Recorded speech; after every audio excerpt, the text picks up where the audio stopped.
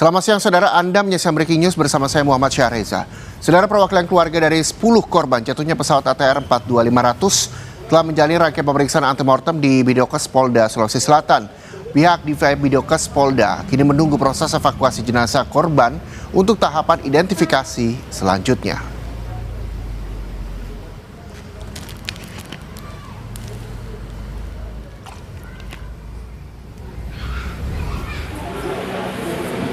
Wakilan keluarga dari 10 korban kecelakaan pesawat ATR 42500 telah datang ke Rumah Sakit Bayangkara untuk menjalani pemeriksaan antemortem. Pemeriksaan ini meliputi pengambilan data medis, sidik jari hingga ciri-ciri fisik korban yang nantinya akan dicocokkan dengan data postmortem. Pihak Rumah Sakit Bayangkara juga menyatakan seluruh data antemortem telah berhasil dikumpulkan dan kini tim medis serta forensik tinggal menunggu proses evakuasi jenazah dari lokasi kejadian. Setelah jenazah korban berhasil dievakuasi, proses identifikasi akan segera dilakukan guna memastikan identitas korban sebelum diserahkan ke pihak keluarga.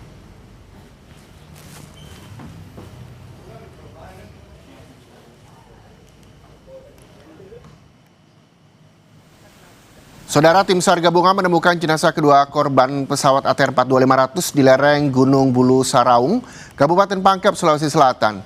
Visual yang Anda saksikan ini sumber kami dapatkan dari Basarnas, di mana anggota tim SAR gabungan menceritakan detik-detik yang mendapati korban saat menyisir lokasi sekitar jatuhnya pesawat. Jenazah belum dapat dievakuasi karena tim SAR masih menunggu kondisi cuaca membaik untuk melanjutkan prosesnya. Ditemukan sekitar jam 2 sebelum posisi titik kepala pesawat. Kira-kira sekitar 100 meter sebelum saya menyisir agak ke kanan, melebar ke kanan. Terus saya lihat ada bekas-bekas pohon, terus batu yang pecah. Saya identifikasi kemungkinan ada di sini. Saya agak nyisir ke lereng sebelah, ada di situ saya dapat sekitar jam 2 lewat. Jenis kelaminnya sudah diketahui? Iya, identifikasi awal perempuan, cuma saya belum berani mendekat. Saya tunggu teman-teman dulu. Begitu abang dan teman-teman Basarnas dan yang lainnya datang, kita dekati.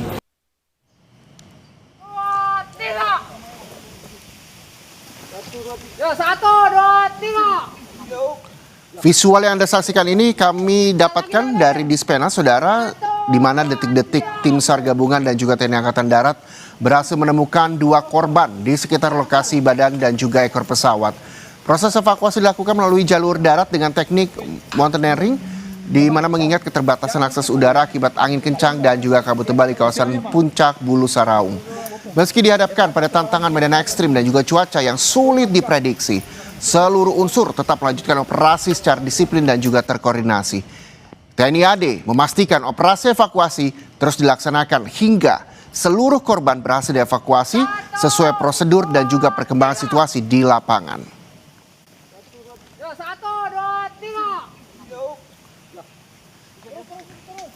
Dan saudara, informasi terkait dengan pencarian korban pesawat jatuh ATR 500 di Pangkep, kami sudah bergabung dengan jurnalis Kompas TV, ada Gufron Lamataha. Selamat siang Gufron. Gufron, bagaimana informasi terbaru soal evakuasi 2 jenazah yang telah ditemukan? Apakah saat ini sudah mulai dilakukan dan bagaimana cuaca di sana? Ya, selamat siang Reza dan juga saudara. Tentu saja proses evakuasi ini terus saja berjalan pada hingga hari ini, walaupun memang kondisi cuaca di sekitar posko Bulu Saraung, kaki gunung Bulu Saraung, dan juga tentunya di puncak Gunung Bulu Saraung sejak malam tadi ini hujan hingga hari ini juga masih diikuti dengan angin kencang dan juga kabut tebal yang menyelimuti kawasan Gunung Bulu Saraung. Tentu saja untuk proses evakuasi 2 jenazah ini tentunya dipercepat.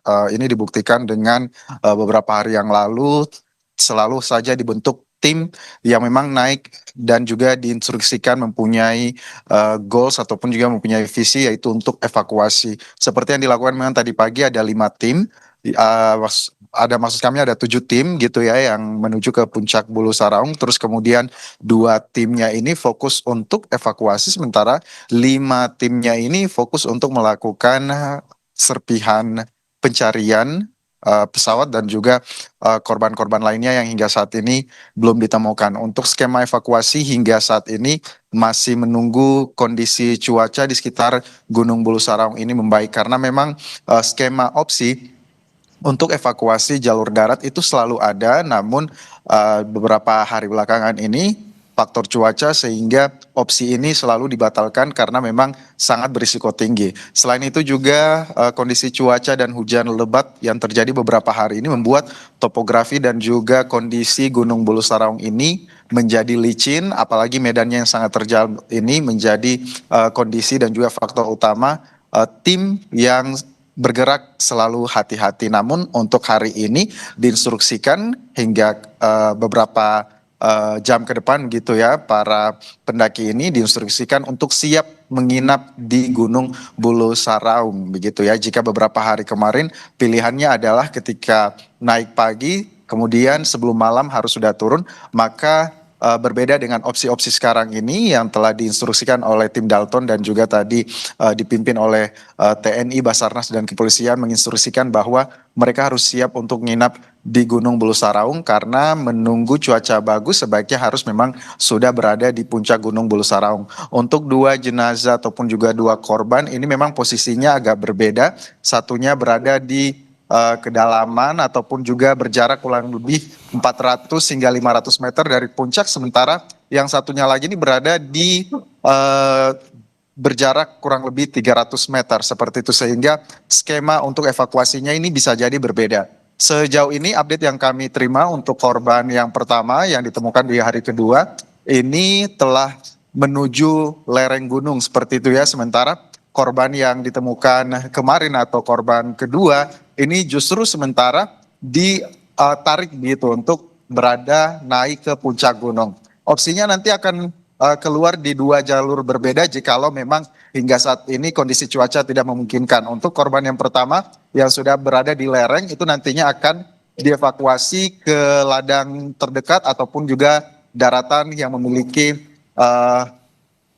tempat yang luas begitu ya untuk bisa menjadi tempat evakuasi tim titik SAR, dan juga itu opsinya berada di Kampung Baru ataupun juga Kampung Lampeso yang berada di Kabupaten Maros. Sementara untuk korban yang ditemukan kemarin atau korban kedua, jikalau memang berhasil dibawa ke puncak, maka jalur evakuasinya akan mengikuti jalur pendaki reguler, yaitu nanti akan terus ke pos 9 hingga ke pos 1 melewati posko tempat saya melaporkan saat ini.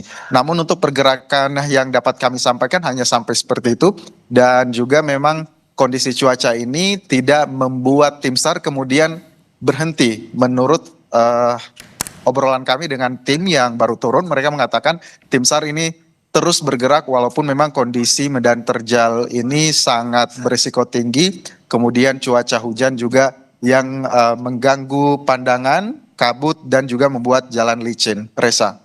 Iya, artinya ada dua korban nantinya akan dilakukan proses evakuasi melalui jalur darat. Yang pertama nantinya akan dibawa hingga ke Kampung Maros, lalu yang kedua tempat hingga di posko. Apakah memang informasi yang Anda peroleh saat ini sejauh mana upaya itu telah dilakukan? Apakah memang ada baik dari korban pertama dan juga korban kedua yang ditemukan sudah mulai melangkah untuk proses evakuasi atau seperti apa di sana? Ya, betul sekali. Untuk evakuasi sejauh ini terus saja dilakukan dan juga memang kendala cuaca ini bukan hari ini saja begitu ya, ditanyakan perkembangannya karena memang beberapa hari terakhir tim SAR Basarnas yang ada di sini juga selalu melakukan koordinasi dengan BMKG wilayah 4 Sulawesi Selatan mengenai perakiraan cuaca yang berada di Gunung Bulu Saraung. Selain itu juga modifikasi cuaca ini juga akan terus dilakukan untuk bisa mengurai ataupun juga bisa mempercepat kelembaban udara begitu ya. Tetapi menurut rencana yang dilakukan seharusnya ini bisa dilakukan modifikasi cuaca pada jam 4 subuh tadi. Namun seperti yang kita ketahui kondisi cuaca hujan deras dan angin kencang, bahkan hujan deras sekarang saja baru saja turun disertai angin kencang ini sudah terjadi sejak malam tadi. Sehingga dikhawatirkan untuk melakukan operasi modifikasi cuaca jam 4 subuh tadi ini dibatalkan begitu mengingat kondisi pesawat juga tidak bisa menaburi garam di sekitar Gunung Bulu Saraung jika kondisi cuaca masih seperti ini. Selanjutnya memang kalau berhasil dievakuasi ke kampung terdekat yang ada di Maros ataupun juga Kampung Baru dan juga Kampung Lampeso seperti yang saya sebutkan tadi, tim SAR ini sudah berada di sana. Artinya posko backup dan juga beberapa puluh tim SAR ini sudah berada di sana dan juga sudah standby. Jikalau memang skema ini terjadi, proses evakuasi akan berjalan begitu cepat karena tim SAR sudah siap sedia begitu ya menerima jenazah ataupun juga korban yang dibawa turun oleh tim dari Gunung Bulu Saraung, Reza. Iya, Gufron, dari gambar yang kami peroleh, baik itu dari Dispenat maupun dari Basarnas, begitu berat proses evakuasi dilakukan karena memang selain juga letak jatuhnya pesawat ini cukup jauh dan juga kondisi cuaca yang juga tidak menentu di sana yang menjadi kendala proses evakuasi. Walaupun demikian juga proses evakuasi hingga siang ini juga masih berlangsung. Ada sejumlah personel juga disiagakan baik itu di kampung terdekat seperti yang disampaikan tadi dan juga di posko tempat Anda melaporkan saat ini. Sampai sejauh ini informasi yang Anda peroleh, apakah memang ada temuan-temuan baru lagi yang diterima dari tim SAR di sana atau seperti apa, Gufron? Ya, Reza dan juga saudara, untuk temuan baru hingga saat ini belum dikonfirmasi. Sejauh ini memang baru 2 korban jatuhnya pesawat ATR 42500 yang berhasil ditemukan begitu ya. Sejauh ini apakah terdapat temuan baru ini belum ada. Yang menjadi titik fokus oleh tim saat ini adalah evakuasi ini terus yang selalu ditekankan. Bahkan tim sendiri atau tim Basarnas gabungan sendiri harus membentuk tim pendaki khusus yang memang visi misinya adalah untuk melakukan evakuasi segera. Selain itu juga, selain evakuasi, titik pencarian dari serpihan-serpihan pesawat inilah juga yang menjadi titik fokus dan juga pencarian radius hingga 3 km seperti itu untuk bisa menemukan korban-korban baru, Reza. Ya, radius 3 km apakah diperluas hingga siang ini? Mengingat juga ini sudah beberapa hari sejak jatuhnya pesawat ATR 42500.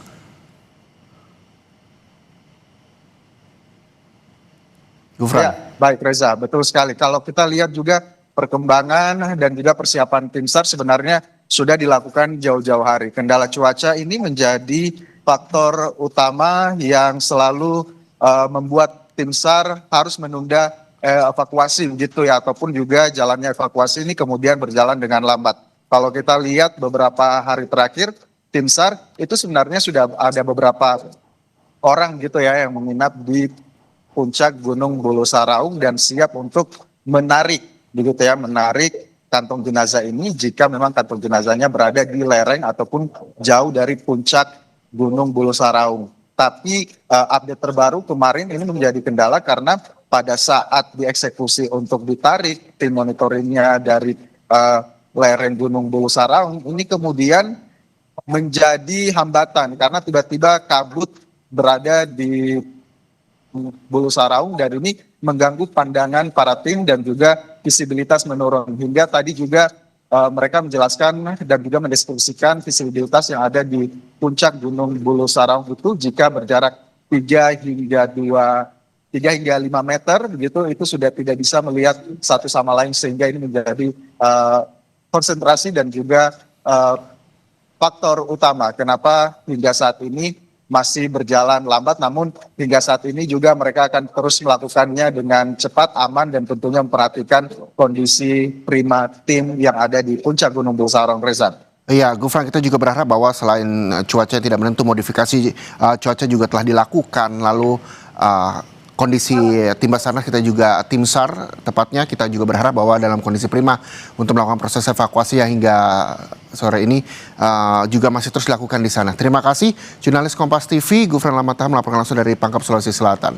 Dan saudara, seperti Anda saksikan ini adalah visual yang kami sampaikan kepada Anda dari Basarnas bahwa menurut keterangan dari jurnalis Kompas TV yang tadi melaporkan, upaya pencarian terus dilakukan dan fokus untuk evakuasi 2 jenazah, baik itu korban pertama yang ditemukan dan juga korban kedua. Dan modifikasi cuaca juga telah dilakukan, saudara. Kami masih terus memperbarui informasi kepada Anda terkait dengan operasi SAR korban kecelakaan pesawat ATR 42500.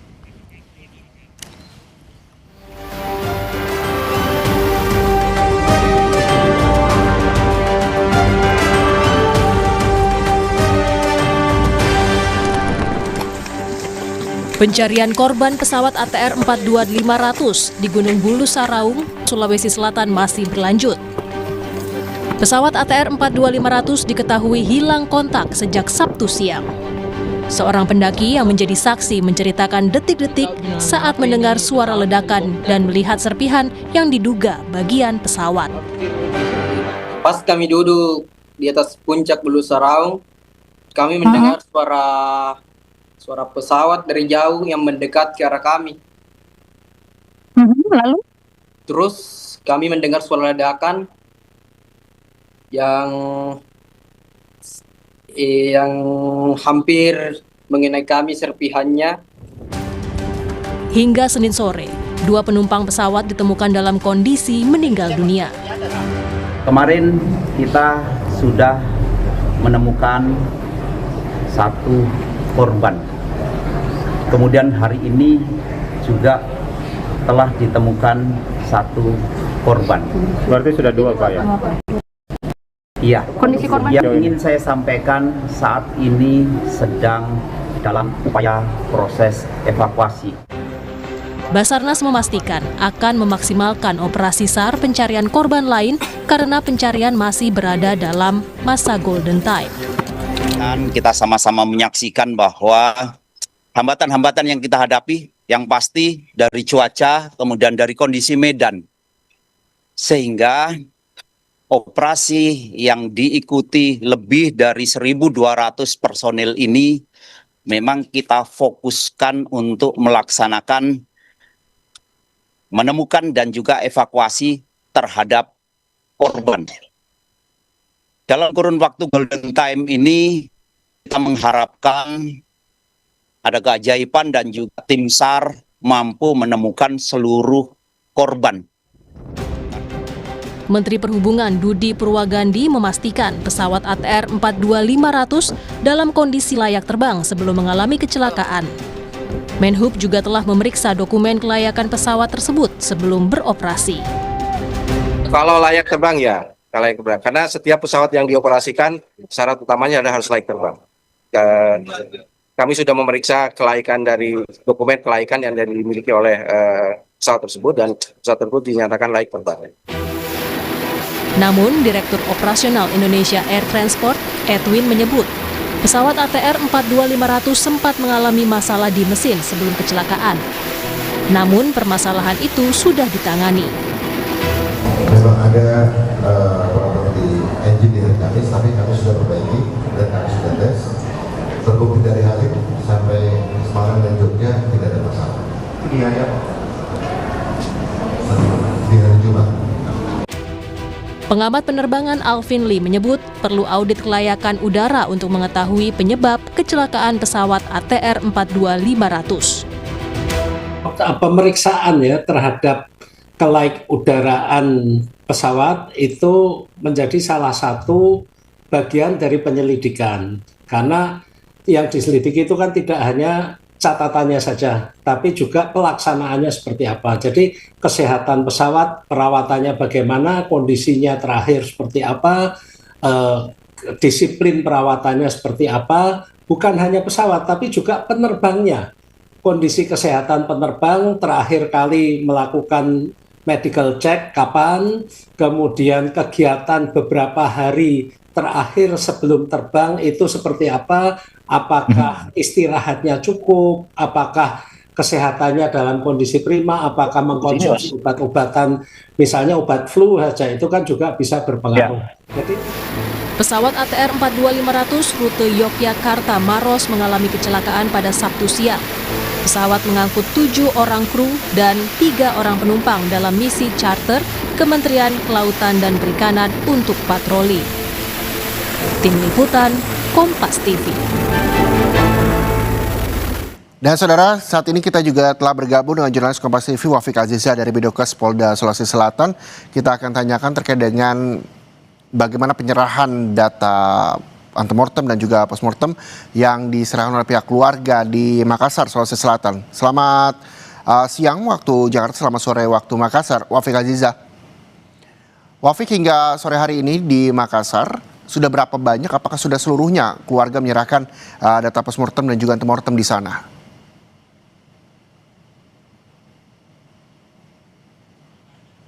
Wafik.